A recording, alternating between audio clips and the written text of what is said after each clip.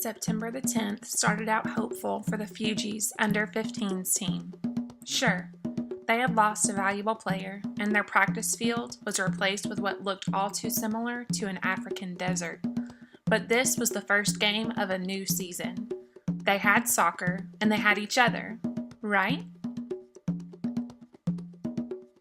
Luma Muffla, or coach to the boys, headed up 3 teams of Fugees.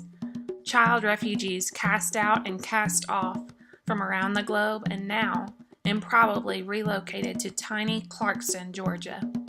Coach Luma had made things simple.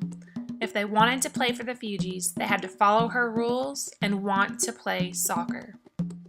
While the old bus hummed down the road, veteran Mandela Ziadi sat 3 rows back, thinking about 2 of his teammates. Why couldn't Coach and Prince work out their differences? It was just a haircut. And where was Fornity? If Fornity had quit too, Mandela didn't know what he would do.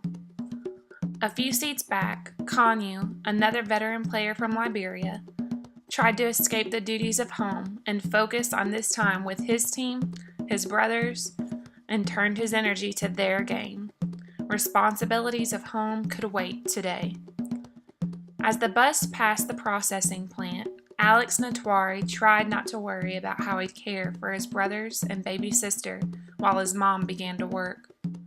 He thought on the games he played in Burundi with bare feet and a ball of plastic bags, and hoped there would still be time to be a Fugee. Meanwhile, Coach Luma readied for the game and thought about the team. Practices had been off recently. Fornity was distracted, not truly ever present. Prince made sure to show up and taunt his former teammates.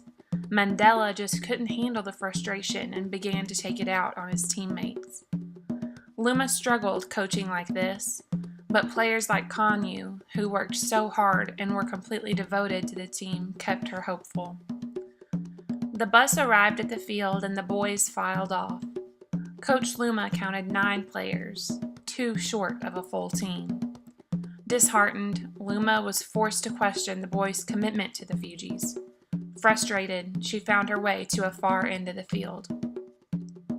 Mandela found the bench to tie his cleats and took a look at his team.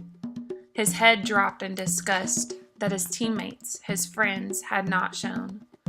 September the 10th started as the hopeful beginning of the Fugees under-15 season. But would it be the end? Find out what happens when one woman takes on coaching 3 teams of refugee boys with only 2 things in common: their love for soccer and their relocation from brutal wars to one small southern town in Warren St. John's Outcasts United.